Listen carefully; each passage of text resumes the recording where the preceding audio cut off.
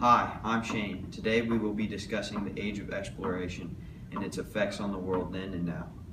The exploration that took place in the 1400s to the 1600s had many positive effects and negative effects on the world in that time period as well as ours.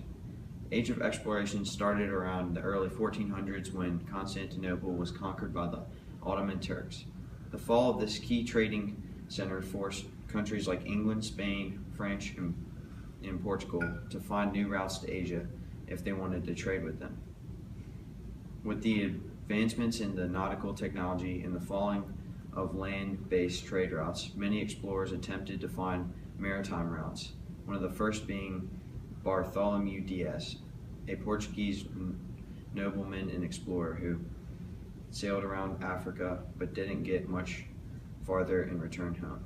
Later, Vasco da Gama sailed from Europe around Africa and all the way to India. This route allowed some trade between India and Europe.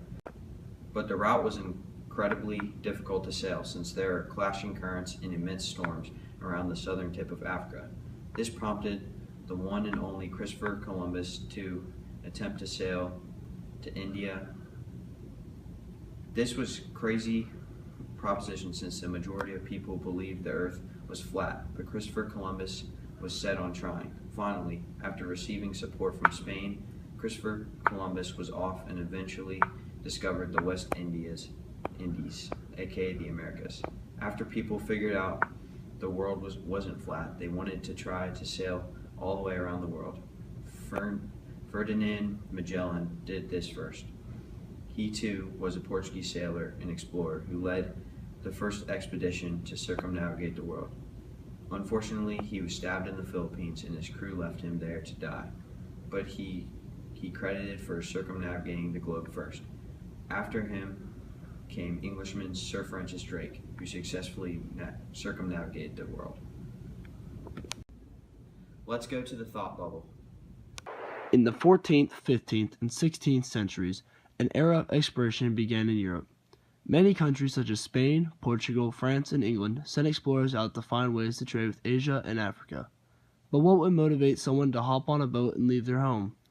There are three main reasons, the three G's: God, gold, and glory. Christopher Columbus was one of these explorers.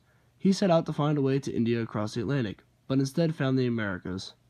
He claimed this land for Spain and headed back to tell Europe the good news.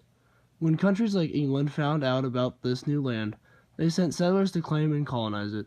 Soon after, trade with the natives began, and goods started to flow between Europe and the Americas. The exchange of organic goods between the Americas and Europe was called the Columbian Exchange. It not only included food and organic goods, but diseases.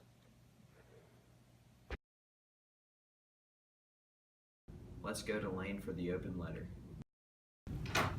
It's time for the open letter. First, let's see what's in the microwave.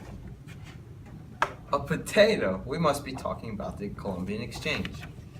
An open letter to the Columbian Exchange. Dear Columbian Exchange, you were both very good and very bad for the world. You increased the population of the world, but you sort of killed off a lot of indigenous people.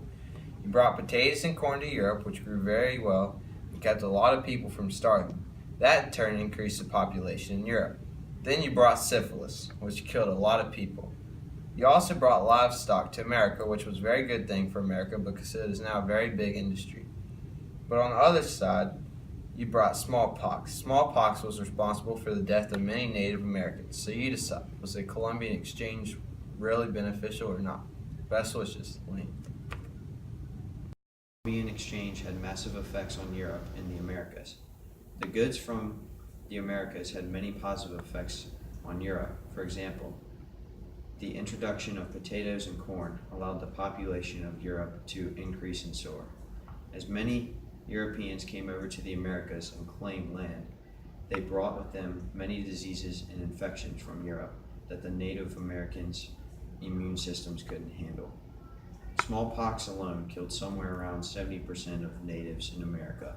Also, with the need for labor force, the natives were used at first, but eventually when the Europeans ran short of a cheap labor source, they looked to Africa, and hence the slave trade began.